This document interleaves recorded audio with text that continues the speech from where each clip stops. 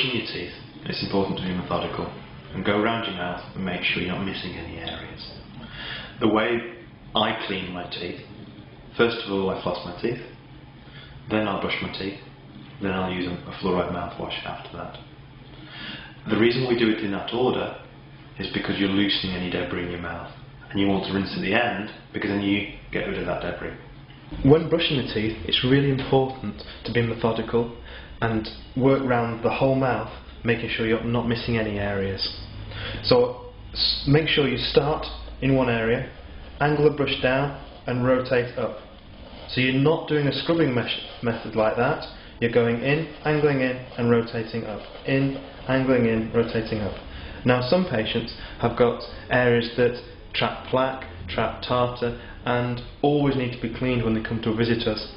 This key area is often behind the back of these front teeth here, so I'll often get my patients to really maybe even brush twice or 3 times down the back there, and that really will keep their teeth clean.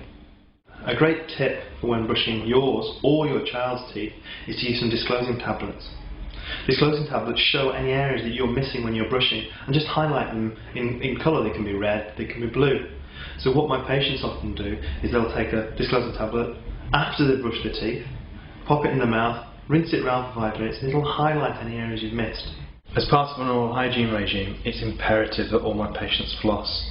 Basically this cleans in between your teeth to the areas that the toothbrush can't reach. So I always advise my patients to take about a metre or so of dental floss, roll the majority onto the middle finger of one hand and a small amount on the other, because what you're doing there is creating a reel, so you can simply floss one area, then you roll it onto the next part, floss one other area and roll it onto the next part. The reason why you put it on the middle fingers is you can have the other fingers as support, so you can get it nice and taut when you move it up and down. So your middle fingers and one side for support, and so the 2 thumbs so you can get it up and down. So what you then do is go onto one side of the one tooth, sliding. The sliding mechanism is really important. Never do a sawing mechanism, because eventually you'll damage the tooth. So the sliding mechanism up and down like so, and then go on to the other side of the tooth, up and down like so.